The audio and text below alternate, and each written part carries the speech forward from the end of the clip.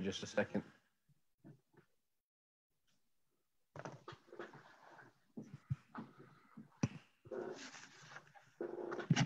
All right. And we're live on the GPR hot seat again with another excellent guest that I'm really looking forward to talking with, Geoff Zeiss from Between the Poles. And I'm Dan Bigman, your GPR professor from Bigman Geophysical and LearnGPR.com. And again, this is another time that I get to selfishly learn from people that I'm interested in learning from, and you just get to hear my conversations with them. And so I had met Geoff a couple years back at a Hexagon Live conference. Hexagon's the company that owns IDS and Leica Geosystems and a variety of other businesses in the geospatial space. And we had never connected. And so, after that, and so I'm happy to have him on. Geoff runs this great blog, tons of information at betweenthepoles.info, I guess, Geoff, is that correct? That's correct, yep. Yeah. And so what triggered me about it again, and I see Geoff's posts all the time. If you're not connected with him on LinkedIn, get connected. He puts out great information on LinkedIn. But the last guest we had for this podcast actually showed a post from Geoff in a slide that he showed when he shared his screen. And it was a great kind of, it was a great set of indicators or statistics about damages of underground utilities. And so it kind of triggered me, and I said, you know what, we got to get Geoff on to the show to kind of educate all of us about what the problems are and really kind of where we're going, okay, and what should be done and what's the impact if we don't do the right things going forward. So Geoff, thank you so much for being on. I really appreciate it. I'm looking forward to having you and getting into a discussion. And why don't you tell everybody a little bit kind of about yourself and how you ended up, at starting kind of Between the Poles and what you're doing over there. Yeah, sure. First of all, Daniel, thanks a million for the opportunity to be on your show. I come across your stuff on Facebook all the time, and I know there's a lot of people out there learning about GPR and a lot of the underground detection technology from you and your posts on Facebook. I think the thing that I've actually been following this topic for probably 25 years, and over that time, I used to work for Autodesk. I've traveled a lot. I've been to a lot of locations. And almost every time I went anywhere to a new municipality, a new city or whatever, I asked them some questions about underground infrastructure. And over the years, I've compiled a list of about 25 different organizations, some private, some what I would call NGOs, government agencies, DOTs, all sorts of folks. And I've asked them about what they're doing about underground infrastructure. And I'd say just, I think the most interesting thing about this area is that it's out of sight and out of mind. That's the reason we put things underground. Out of sight, out of mind, and it is out of sight, out of mind until you decide to dig a hole in a road or for a building or for a highway or for a railroad. And all of a sudden, you really run the risk of things blowing up. One of the really interesting things, statistics that I came across, is I looked at the total number of civil aviation fatalities in the US over the last 20 years, and it's over 400, okay? These are people killed in major airline crashes. And I looked at the equivalent figure from the Common Ground Alliance, which is the organization that people submit voluntarily reports of underground incidents hitting underground infrastructure to, and it's over 400. It's remarkable that the number from construction accidents and the number from civil aviation is about the same. One of the big differences is the budget of the FAA, the federal organization for regulating aviation, is about $17 billion a year. That's to keep us from having these accidents. And if you look at the improvement in those statistics from 1929, which was the worst year for aviation accidents, to now, it has been dramatic. In fact, if you took the number of aviation accidents per passenger mile in 1929, you prorated it to current number of the mileage, it's got to be minuscule. It's thousands of accidents every year if we hadn't improved things. If we hadn't, yeah. But if you take the per mile now, Oh, it's dramatic. It's dramatic how it's improved. Yeah. It's dramatic how it's improved. If you look at, that's $17 billion a year we spend to do that, so people don't crash in airplane accidents. If you look at probably the only federal organization I know that has responsibility for underground infrastructure is PHMSA, PHMSA, which is a pipeline, whatever all the rest of that stands for. Sure. And they, it's, if you're in the pipeline business and you're federally regulated, you have to report incidents to this organization. So their statistics should be relatively good. Their budget is probably on the order of $250 million a year. Okay. If you look at just construction in general, there is no federally mandated organization that's responsible for protecting us from things blowing up. So this hitting things during construction is hazardous to the public. And I've just mentioned the statistics. It's also a major drag on the economy. Many people don't realize this, but I'm sure you do, Daniel, and people who listen to this probably do. According to the CGA, Common Ground Alliance, there's 400,000 incidents of hitting underground infrastructure reported to the CGA every year. Their error bars say that it's somewhere between four. I know for sure. I would assume, I know for sure, but that there's quite a number that are not reported. It's just, and it happens so often. I was literally driving down the street the other day, trying to stay out as minimally as possible, but still have to run a couple of errands. And as I was walking, I just saw there was an excavator on a new a commercial project being done. It's like a retail shopping center. And you can see the thing going in, and pow, as I'm driving, the water spurts. And it was just like, and when you look over, like it didn't even look like a locate was done, right? I mean, it's just so every day. And luckily it was a water pipe, and not a gas, electric. If that had been a gas main, I mean, it would have been, the entire site would have been flattened, Yes, and absolutely. It's terrible. It happens so regularly, and it's almost like, because it happens regularly and people talk about how do we reduce it, and I don't want to generalize across everybody, because there definitely are champions out there like Geoff and others. But it seems like sometimes some folks in the industry just have become comfortable with it's part of the deal, and we kind of hit it sometimes and we don't hit it other times, and it's totally unacceptable, right? And what we talked about in the previous episode was who's got to take responsibility for it. And I think that kind of what we've done, hopefully, and we'll kind of tease this out a little bit here, is based on the statistics, based on why damages occur. From like the CGA dirt report, right? Is who needs to take more who's taking the responsibility now, but who needs to step up and take even more responsibility?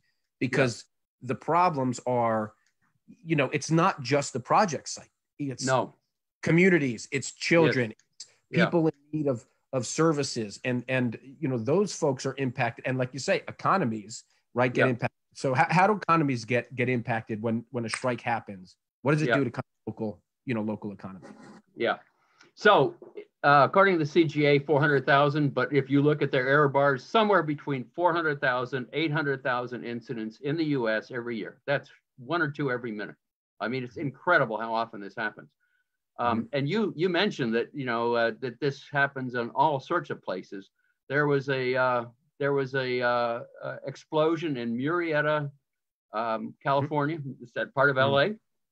It was just a contractor digging probably a ditch for a drain pipe near a house. This was not a major project, just near a house, hit a gas main that he didn't know about, or he hadn't done a locate with, or whatever. Gas escaped. Other, folks from the utility came out, and the result was 1 person was killed, 15 people in hospital. That was just from a minor excavation near a house. And you can go on, Dan, you can go on and on about this. The cost to the American economy, my estimate of the cost to the US economy, is that this is on the order of $50 to $100 billion a year. And that's only the stuff we can quantify. Scott Landis has put together a list of all the things that result from hitting underground things. And it's not just, oh, I hit a pipe and I've got to fix it. It's traffic disruptions, it's insurance costs. There's a whole bunch of things, but this costs the U.S. economy a lot of money every year. And I think 50 to 100 billion is a low estimate. Probably conservative, conservative estimate, right? So So I mean, I think that people are beginning to realize that this is not just something business as usual. Now, one of the things I looked at recently was I looked at the statistics from the CGA on the last 3 years. In other words, is there, every state in the US and almost every province has got a one call center, right? So there's an awful, I mean, I've seen estimates that the total cost of locating things, whether it's commercial locates or whether it's done by a utility company or whatever, is on the order of $10 billion a year. So we spend $10 billion a year trying to find out where this stuff is. One of the problems is that we don't keep track of that information. You know, the guys come out with their scanners, they mark the ground and they go home and they go somewhere else. If you dig in the same place next year, they'll come out with the scanners again, they'll mark the ground and they'll go home. It's a fantastic business to be in because, I mean, it just goes on. Because, the data is never retained. That's right? Exactly. You use it over and over again, which, you know, it's almost like, right, you keep it in business by using marks that wear away. So you got to go back out and remark. Yeah, exactly. So, you know, one of the interesting things is to look at the actual statistics we have that shows what's happening over time. CGA has what are called consistently reporting sites. In other words, that means construction companies, utilities, whatever, that have consistently reported from 2017 through 2019. Okay, and they use that to say, well, you know, it's probably not good from the total number of statistics, but it is good to give trends over time. PHMSA, of course, has had good statistics since about 2004. And in Ontario, there's a division of the CGA, which is called the Ontario Regional CGA, and they have their own dirt report and their own statistics. The interesting thing about their statistics is they have about last 10 years. And the really interesting thing is that if you look at those statistics from those three organizations, and, you know, PHMSA has done a lot with what I call high consequence areas and telling pipeline companies they have to go do this and do GIS analysis and, you know, investigate pipe welds and all this stuff. All three of those organizations are showing no improvement and probably increased number, even when prorated to the total amount of construction or pipeline miles or whatever. So in spite of spending $10 billion a year, we have the statistics are not showing any improvement in the reduction of underground strikes or hits. Right. Well, so what needs to happen, right, in order to move forward and make improvements? Who do you know, almost, I guess, not even contractors or locators or whatever, but what organizations need to step up and kind of, I don't want to say force, but begin to implement structure to help reduce these occurrences, and what can at that lower level, then, you're not from a government level, but from the on-site level, what do people have to do in order to reduce this occurrence? You know, we hear a lot about the few examples that flatten a street. Yeah. You know, but then you compare that to, well, 400,000 strikes occur, so it's a low probability that your strike is going to be the one that flattens the street. Yeah. Bad way to think about it. You know, right. Zero flattening streets. Okay. Yeah. One is too many. And that's the approach that needs to be taken. Because if you're not that strict about something critical, I mean, we're talking safety to our children playing in playgrounds. Yes. And excavations occurring right next to it. And, you know, and so a one is too many approach, I think, is the right approach. Now, will we ever, get there? I don't know. Probably not to zero. But with that in mind as the bar, well, and tell me if I'm wrong, right? I mean, I'd love to hear, because that's why I bring all y'all on, right? Is to say, well, where is my thinking kind of, where's the gap, and what's the way forward? Yeah. Okay. So that's a very good question. Let me give you another statistic.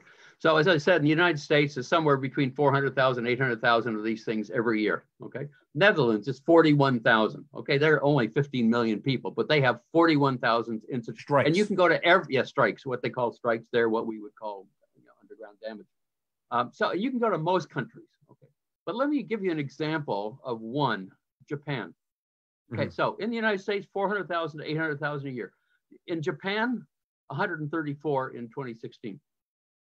I'm not leaving off zeros. I'm talking 134. 134 strikes incidents in a year in an entire country. In an entire country. 134. So what's their population? What's their population? It's about 120 million.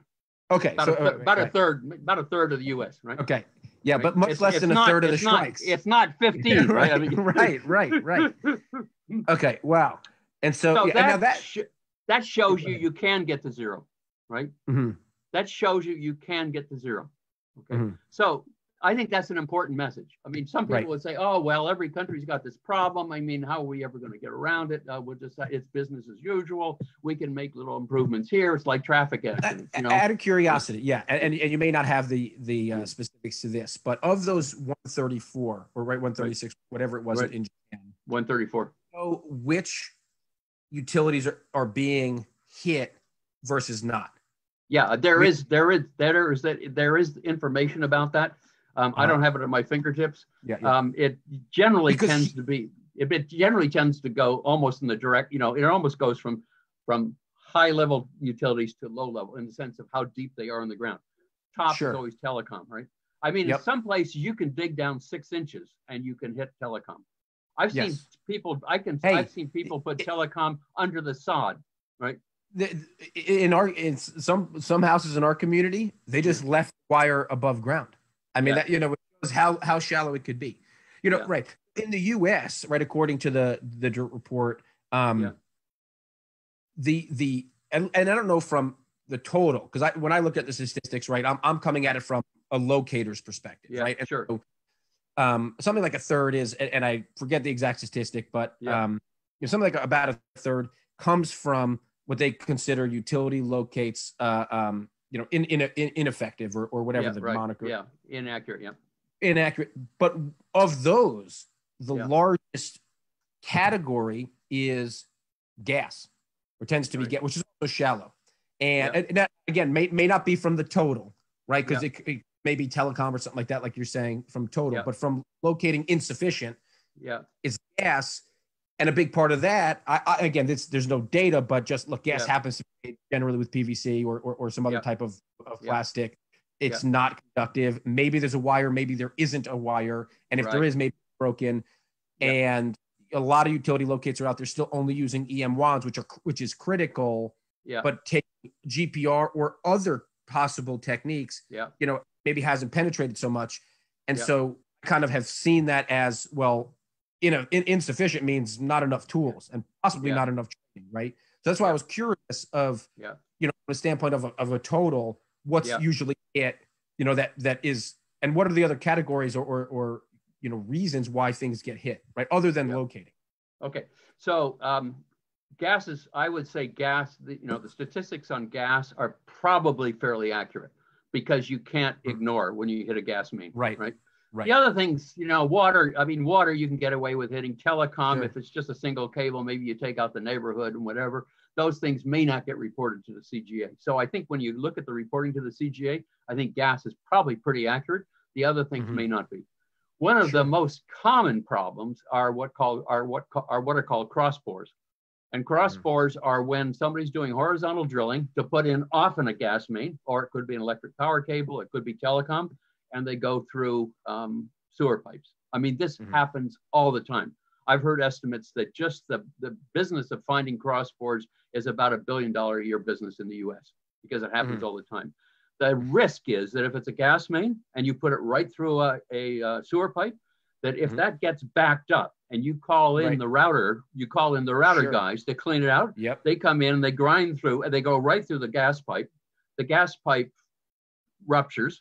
The house fills up, and this happens quite frequently. The house fills up, and if somebody lights a cigarette or there's a spark, the whole house blows up. Okay, I'll give you another really example because I'd like to touch on Colorado. Colorado is the jurisdiction in the United States that seems to be on top of this more than anybody right now, and it was partly because there was an explosion, a gas explosion in Firestone, Colorado, in 2017.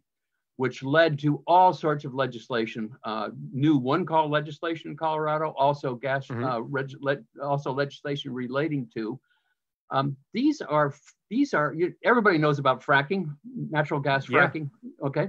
Well, in Colorado, Texas, I mean, these things are all over the place. I mean, they are just all over the place. And very often they'll put in a well, they'll put in what are called flow lines to capture the gas from that. Then it goes to a big tank, and then there's gathering lines that capture that from the tanks and feed it into pipelines and so on. Well, this explosion in Colorado was caused by a gathering line that had been declared abandoned, but the valve had not been turned off, and it was not abandoned. Okay. The other problem was that there was no public information about where these gathering and flow lines are. This one happened to go right by go right through a residential development. Somebody dug a hole, they hit this thing, and it blew up, and it took out a house. It cleared the neighborhood. Let me put it that way. It was a really major explosion. The result is new on-call or one-call or 811 legislation in Colorado, and also legislation that requires all underground flow lines and gathering lines to be captured, submitted to a publicly available website. You can go to that website and you can see, the last I looked, there was at least 7,000 miles of gathering and flow lines for all these fracking wells.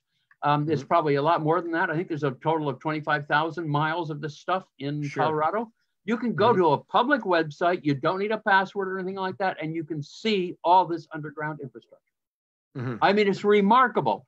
Right. And then if you look at what the new 811 legislation in Colorado requires, most one-call legislation just requires that before you put a spade in the ground, after everything's designed, 3 days before you put a spade in the ground, you call these guys up, they come out and they spray the ground and they could disappear, and you start digging, right? In Colorado, for public works projects, that no longer works. You have to have a SUE, subsurface utility engineering survey before design, right? Before you design a new road, before you design a new building, you have to know where your underground, you wouldn't design a building without having a survey for above ground. In Colorado, you now have to have a survey for below ground as well as above ground. This avoids a lot of unnecessary utility relocations, damage, and so on. Starting from the right place in the beginning reduces the likelihood of destruction later. Absolutely. So, okay, so if that's the case, well, two questions then from that is number one is, do you think that the 811 system is still useful and relevant, and or, how does it need to shift to help reduce? I mean, without 811, who knows, right? Up until this point, who knows how many damages, right? So I don't want to, so it's important. I think it's it's important service and institution to have. I guess the question is, how does it be more effective, right? It can always change, and there's definitely ways that 811 could be more effective. So how could they be more effective, or is it still relevant? If so, how can it be more effective? And then what has to be done, right, to move us all in the right direction, right? In addition to that, so is it that subsurface utility engineering has to be standard on all projects all over the country? I mean, it should be all over the world. Let's say, let's talk US, right? All over the country. Is that the way to go? And how do we implement that? Okay, that is really the key question.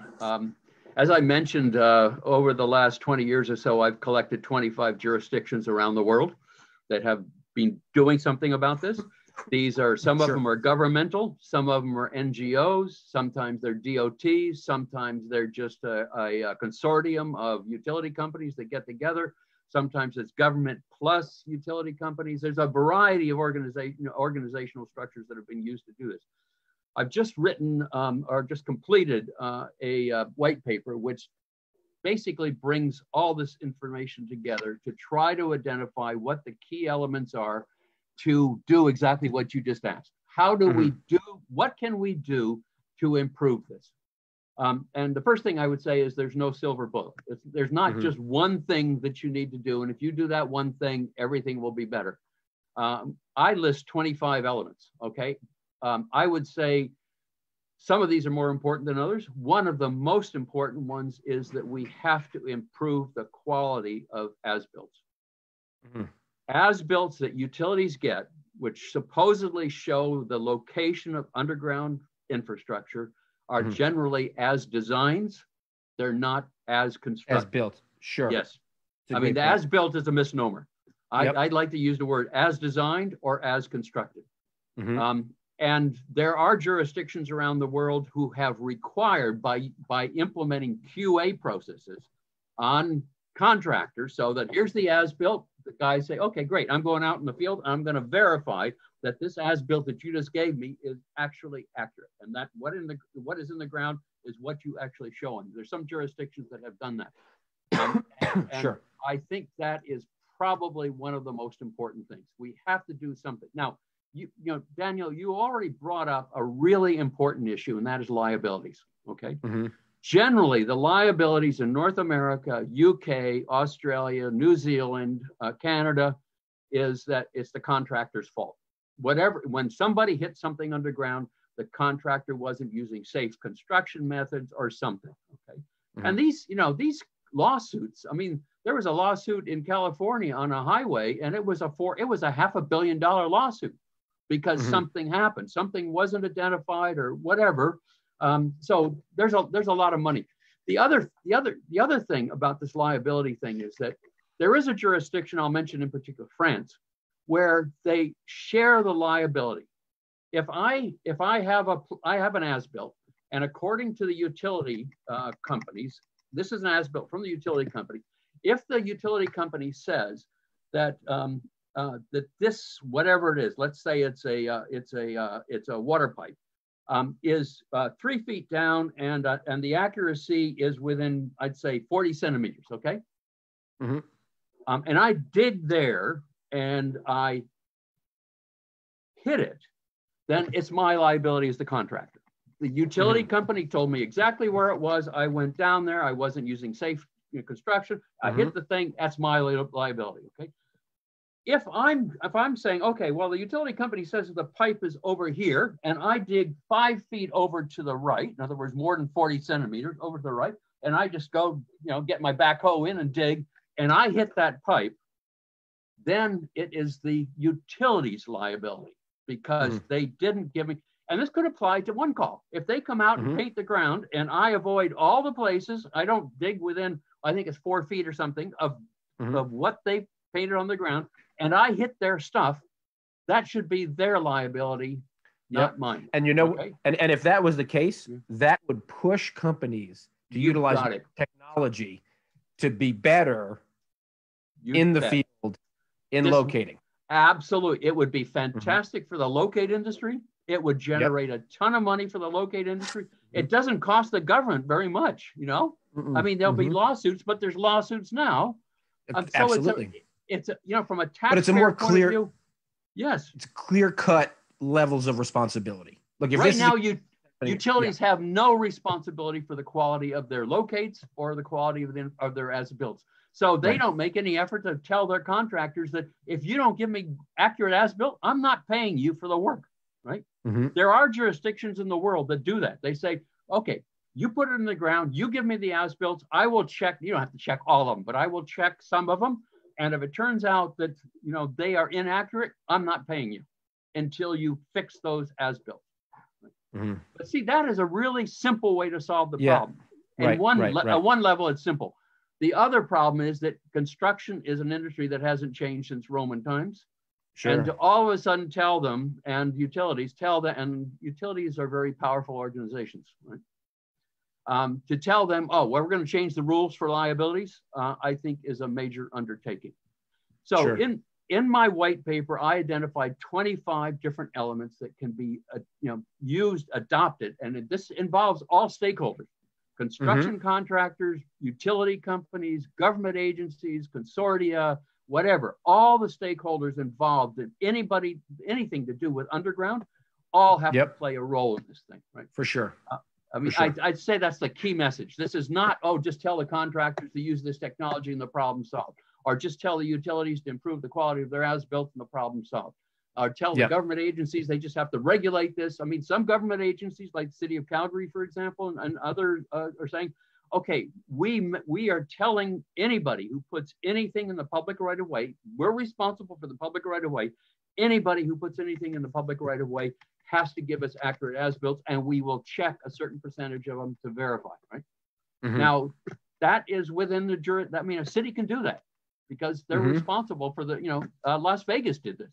They're responsible for the public right of way. So that's another way to deal with this. Then what I'm just trying to make the point is there's a lot of different players in this. And if we want to get to where, I mentioned Japan before, the other folks I would mention is Heathrow Airport.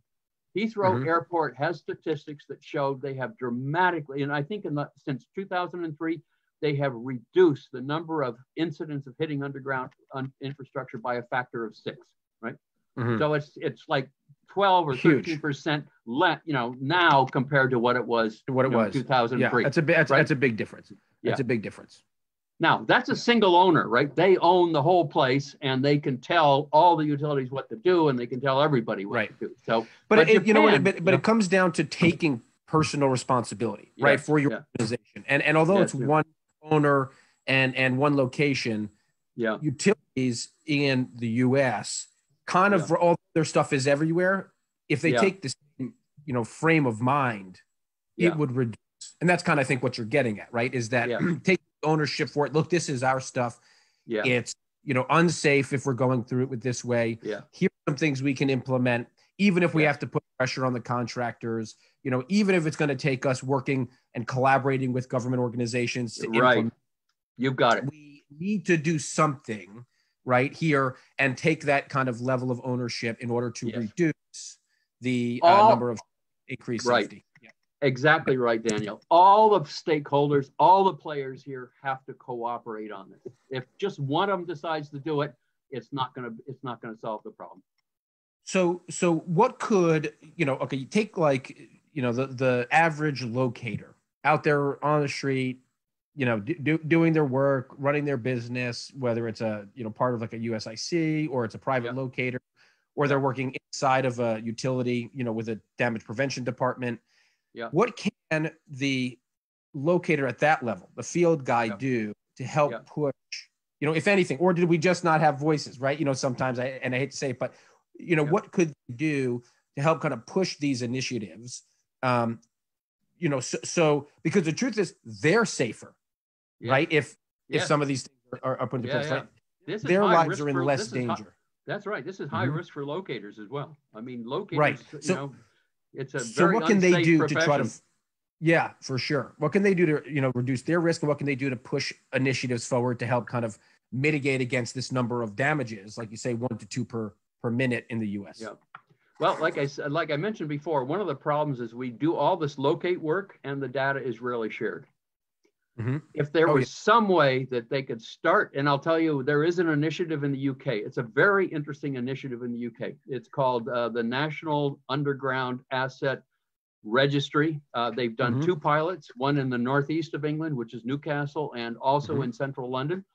And really, I mean, if you look at what they really did was they got all the utilities together with local government, sat them down at the same table and say, how can we share this information? Right? That to me is a really important first step.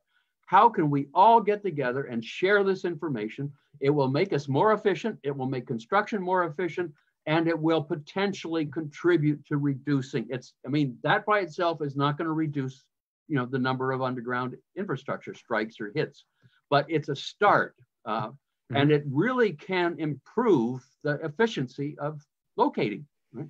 Well, look, all new construction, right? All new construction has the capability before things are or as they get set in the ground to record the spatial locations in X, Y, and Z, of every asset is. So it's a big undertaking to figure out all the assets that are currently in the ground. But moving forward with we do not do construction without GPS, centimeter accuracy, recording of coordinates for all assets on this project site. it's never, it's only going to build on what we don't know, as opposed to, you got to kind of stop the bleeding, right? So to stop the bleeding, you got to push forward with different practices, which would be located as it's going in.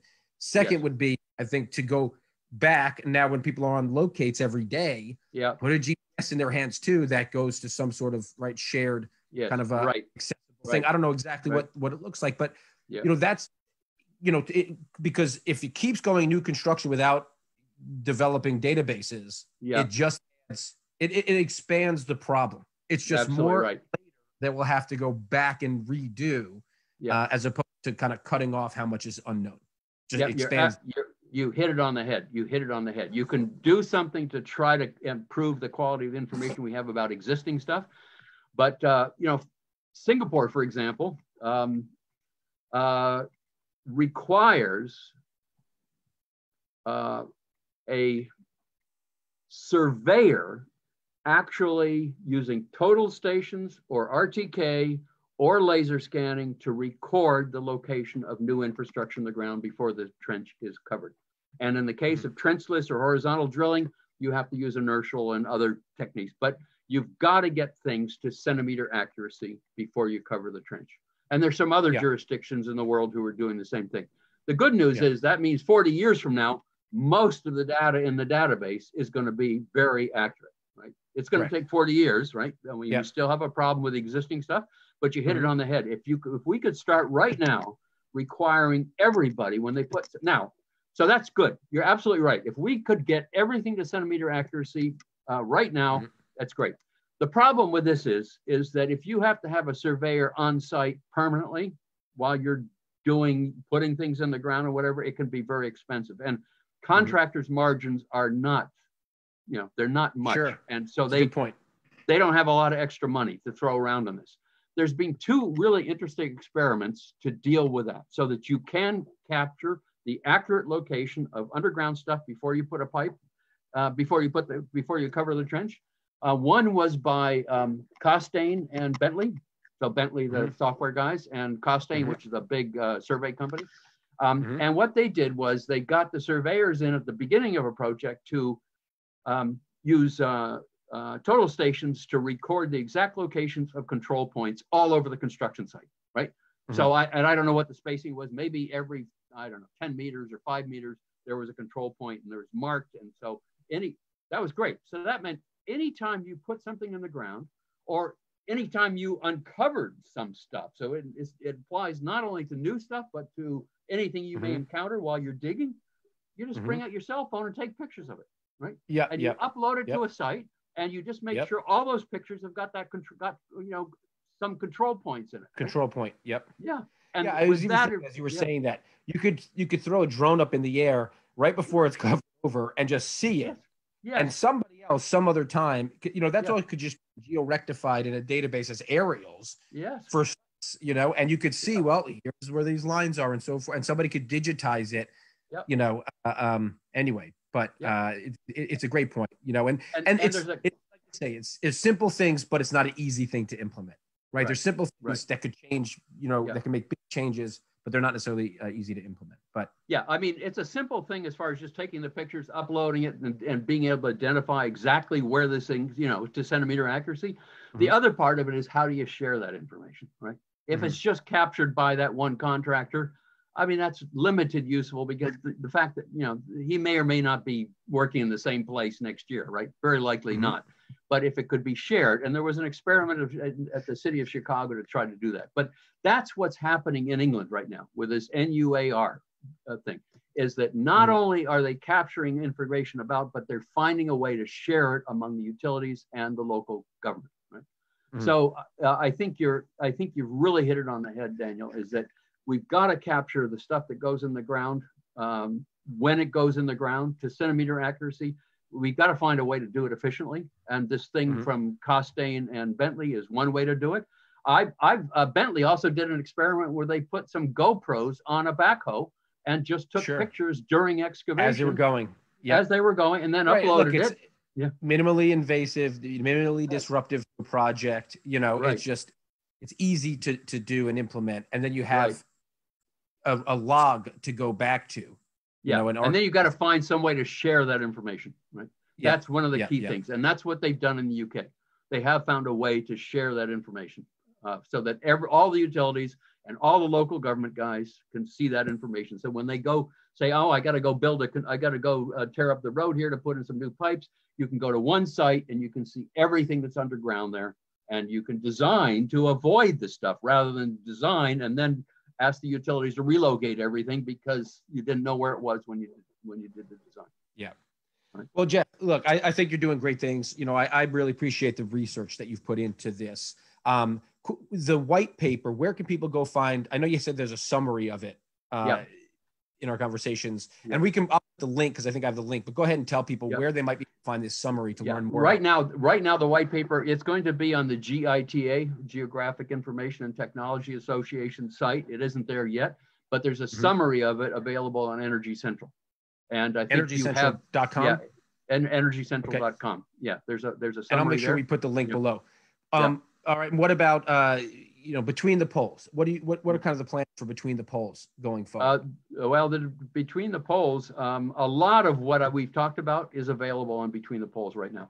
I posted lots of data, lots of information. Lots of data. If you go, the most recent one I posted on Tuesday, it had it went into the cost of hitting underground infrastructure, direct and indirect costs and whatever. And I mean, it's had, within 24 hours, it had 3,000 reads.